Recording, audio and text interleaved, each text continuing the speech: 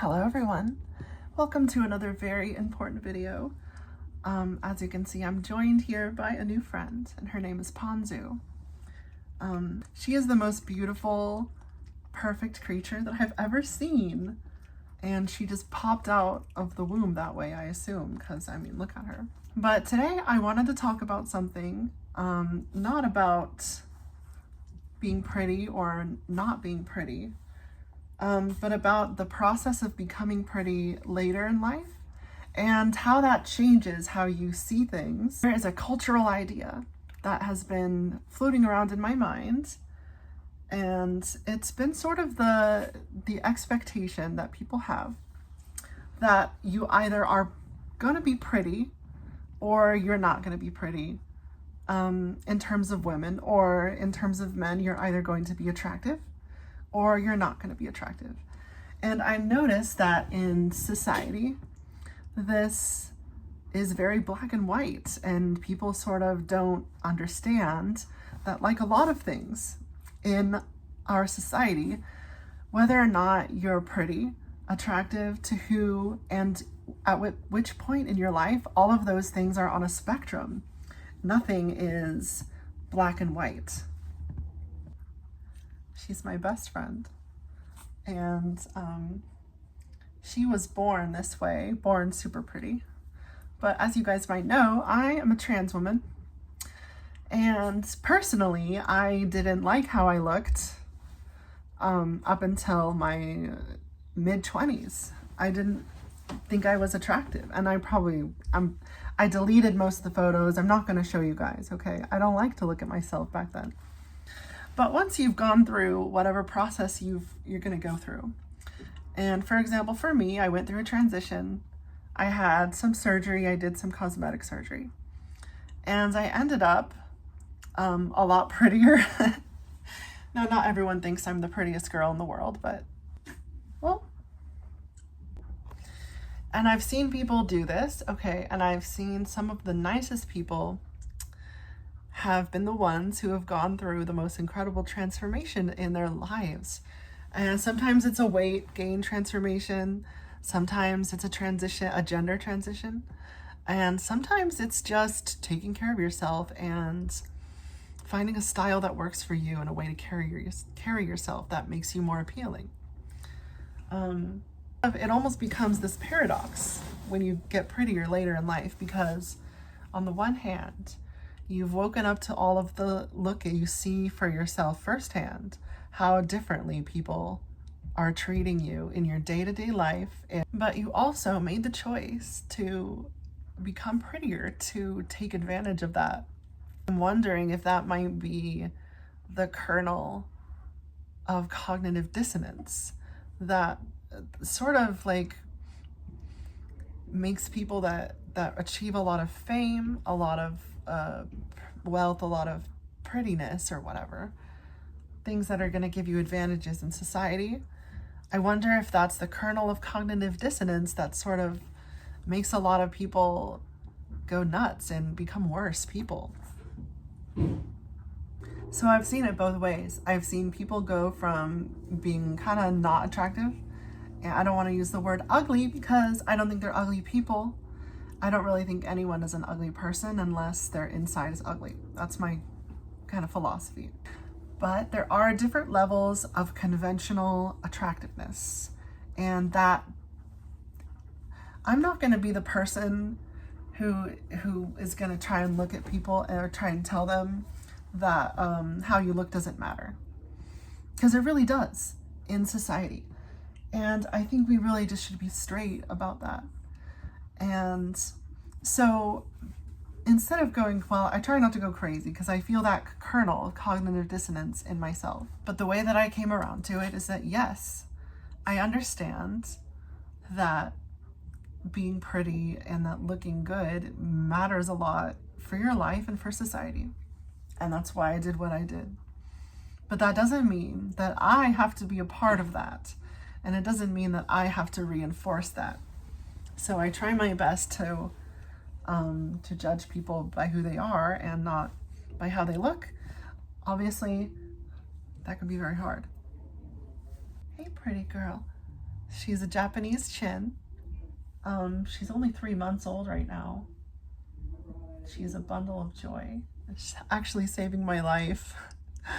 And without her, I just wasn't feeling motivated enough to even clean up. And with a little baby to take care of, I feel better.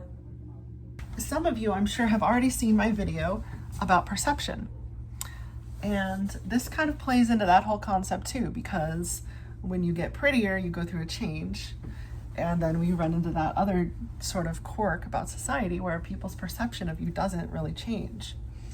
And that can be a whole nother challenge and thing for dealing with when you're going through a big change and a big transformation like that. About how I don't really understand where this idea came from and this sort of attitude came from, where people really do just have this idea that people stay as one thing for their entire lives. And you know what? Maybe I'm the one who's wrong here, because most people probably do. Because most people probably do stay the same for most of their lives. And I'm in the business of trying to change myself and become better. And to a lot of people, maybe that's just a foreign concept. You know, a lot of this just sort of drives home the point that I was thinking about earlier, and that is just that people and life is just a lot more complicated and granular than people, I think, tend to believe or tend to want to believe. But I really think that the granularity is what makes life interesting, and it's what makes it special. The people are very different. In my life, I've had the wonderful privilege of meeting lots and lots of people who all were very, very different from each other. And the way that they're different, it doesn't stop, you know? It doesn't stop differenting. People keep evolving, breaking boundaries, becoming something new. And that's what's amazing about humanity, I think. One of the amazing things about people, if there's anything that's amazing about us, is that we're so different in so many different ways. And the difference can't be easily, reduced. You can't just take one person and apply the rules that you had for someone else, because it won't work. And it's not just on the outside, and it's not just how we behave or our personalities on that dimension. It's how our bodies work. And I have siblings, sisters and brothers, and our whole genetic makeup is very similar, but the sort of health problems that we deal with are different.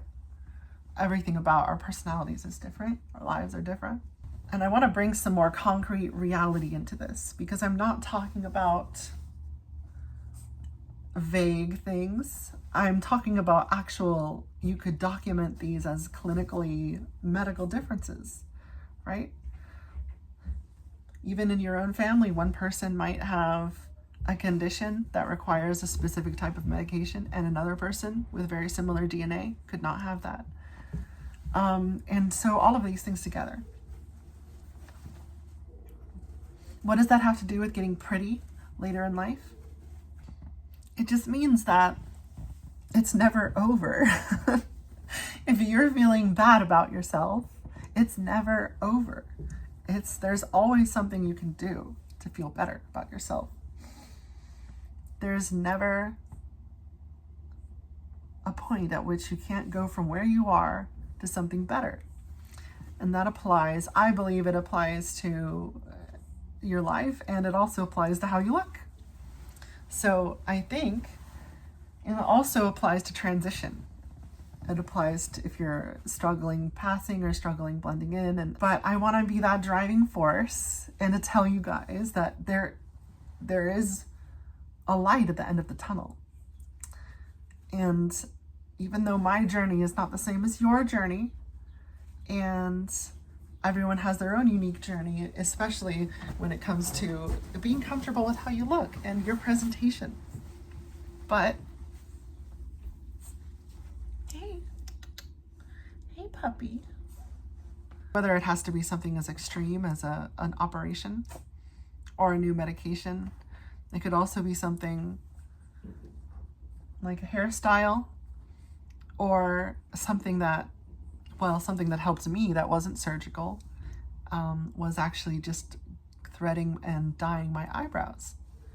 Because when I give them a cute shape and I dye them, then that improves my femininity.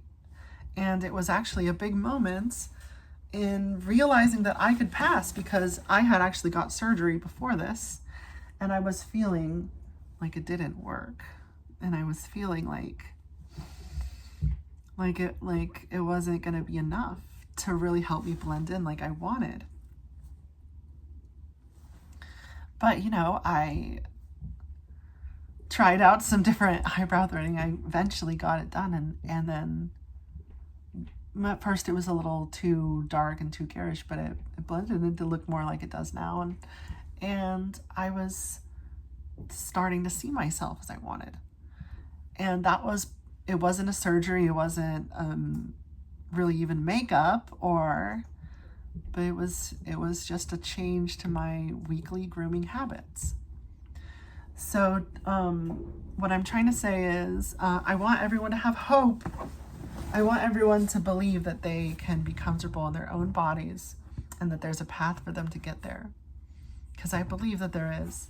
Yeah, so so what do you guys think about this? Did you go through a glow up, or were you pretty your whole life and you're finding everything that I'm saying here ridiculous? I want to hear about it in the comments, especially if you have stories about things that you did that were surprising, kind of like my eyebrow story. I really want to hear those. So if you guys have comments, I would love to hear them. I try to read as many of them as I can. This channel is blowing up and I'm really thankful for you guys. Let's say goodbye to Ponzu. Say goodbye. Thank you for watching this very important video, and I hope you join me for the next video. Goodbye.